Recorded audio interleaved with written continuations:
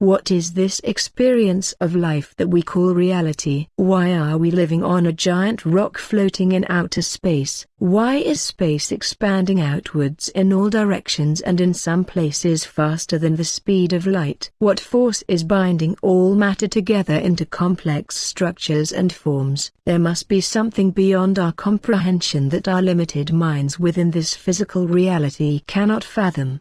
All matter is created from subatomic particles that are vibrated by an unknown force which creates atoms and then binds them atoms together. But when we observe these atoms we discover that they are nearly 100% empty space. They are over 99% empty. So in reality, everything we regard as solid is basically empty space. Reality is an illusion because we perceive it as something that it is not. If reality is an illusion and we are the product of the illusion that we perceive, that also means we are an illusion. So what is this illusion? What is space? What is nature? We know that everything in existence is created from energy, frequency and vibration. And we also know that frequencies create patterns and bind structures together. So is the force that is creating atoms an infinite amount of frequencies dancing to the rhythm of energy and possibly using different combinations of frequencies to create different complex structures as matter. Another thing we know is that energy is infinite and it has always existed. It cannot be created, therefore it cannot be destroyed. Considering that energy cannot be created or destroyed,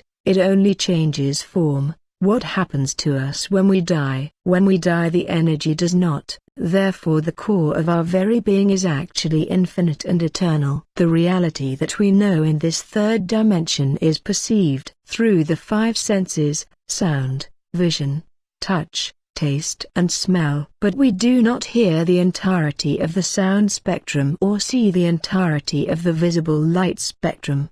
The reality that we perceive is limited to the senses. We get the impression that what we experience through our five senses is all that there is in existence. We scientifically know this to be incorrect. Something to ponder: if you had no senses at all, no sight, no touch, no hearing, no taste and no smell, what would you be? We believe that our thoughts and senses are us.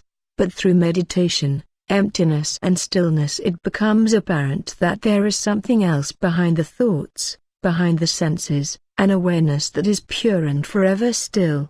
Observer, observing the observed. Because our reality is limited to the five senses and the senses that allow us to perceive what we know as matter, how much of the matter or reality that we perceive actually exists? The results are astounding.